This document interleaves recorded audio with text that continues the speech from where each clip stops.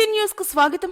మొక్కలు పెంచుదాం, పర్యావరణ పరిరక్షణకు పునరంకితమవుదాం. ఎమ్మెల్యే ఇంటూరి నాగేశ్వరరావు వ్యాఖ్యలు. ప్రతి ఒక్కరూ బాధ్యతగా మొక్కలను పెంచి పర్యావరణ పరిరక్షణకు సహకరించాలని ఎమ్మెల్యే ఇంటూరి నాగేశ్వరరావు అన్నారు. గురువారం ఉదయం స్థానిక పామూరు రోడ్డు కూడలిలో ప్రపంచ పర్యావరణ దినోత్సవం వన మహోత్సవాన్ని పురస్కరించుకుని ఆయన మొక్కలు నాటారు. అనంతరం ర్యాలీ నిర్వహించి మానవహారంగా ఏర్పడి మొక్కలు పెంచడంలో, పర్యావరణాన్ని కాపాడడంలో తమ వంతు కృషి చేస్తామని ప్రతినబూనారు. ఈ సందర్భంగా ఆయన మాట్లాడుతూ పర్యావరణ పరిరక్షణకు విఘాతం కలగడం వల్లే చిన్న బిడ్డలకు సైతం క్యాన్సర్ మహమ్మారి సోకుతుందని, డ్రైనేజీల్లో చెత్త వేయటం, చెట్లను విచక్షణారహితంగా నరికివేయటం, ప్లాస్టిక్ పార్టికల్స్ వ్యాప్తి వల్ల పర్యావరణానికి, మానవుల అనారోగ్యానికి ఇవి కారణభూతమయ్యాయని ఎమ్మెల్యే ఇంటూరి నాగేశ్వరరావు అన్నారు. హరిత కందుకూరు సాకారానికి అందరూ సహకరించాలన్నారు. రాష్ట్రంలో ఈ రోజు 1 కోటి మొక్కలు నాటుతూ ఉండడం ఆనందదాయకమన్నారు. కార్యక్రమంలో సబ్ కలెక్టర్ టి శ్రీ పూజ మాట్లాడుతూ తల్లిదండ్రులు చిన్ననాటి నుండి తమ పిల్లలకు పర్యావరణంపై అవగాహన కల్పించాలని, మొక్కలను పెంచడం అలవాటుగా చేయాలని అన్నారు. కార్యక్రమంలో మున్సిపల్ కమిషనర్ అనుష, అటవీ శాఖ అధికారులు, మెప్మా సిబ్బందితో పాటు తెదేపా పట్టణ అధ్యక్షులు దామా మల్లేశ్వరరావు, రఫీ, చెదలవాడ కొండయ్య, ఉన్నం వీరాస్వామి తదితర ముఖ్య నాయకులు పాల్గొన్నారు.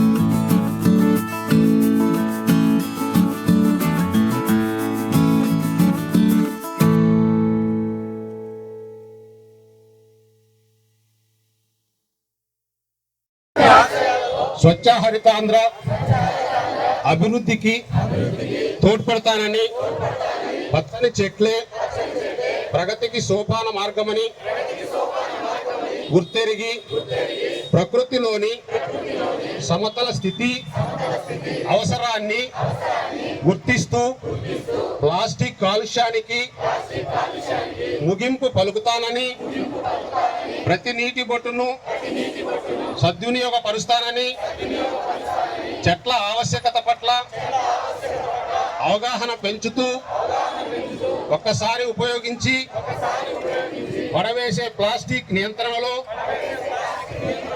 భాగస్వామి అవుతానని, జీవన క్షయం చెందే ప్రత్యామ్నాయ వస్తువులు గురించి అవగాహన పెంచుతానని, వనాలను నరకనివ్వనని, విరివిగా మొక్కలు నాటుతానని, మన ఊరూరా వాడవాడ ఇంట బయట అన్ని చోట్ల మొక్కలు నాటడంతో పాటు వాటి సంరక్షణ బాధ్యతను స్వీకరించి స్వచ్ఛ హరితాంధ్రగా తీర్చిదిద్దేందుకు కృషి చేస్తానని ప్రతిజ్ఞ చేస్తున్నాను.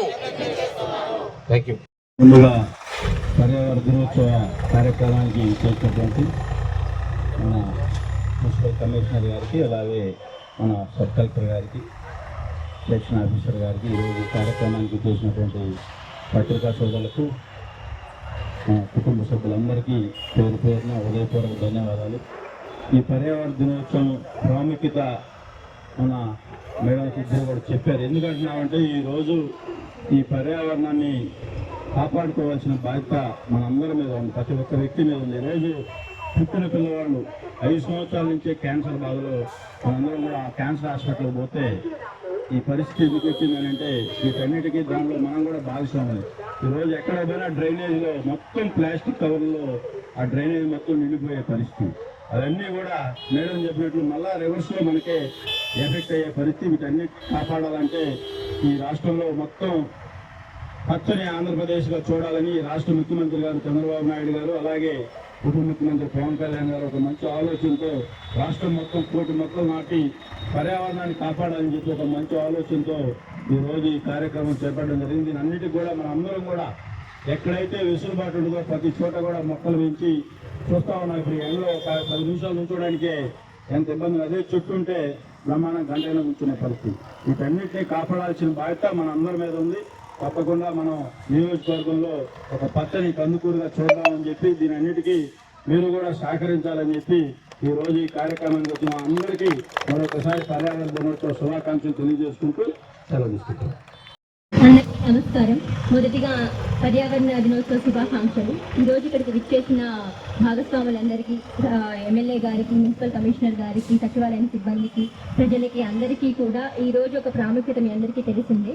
సో ఈరోజు ఒక ప్రాముఖ్యతని సింబాలిక్గా, చిహ్నంగా చూసుకోవడానికి మనం వనమహోత్సవం చేస్తున్నాము.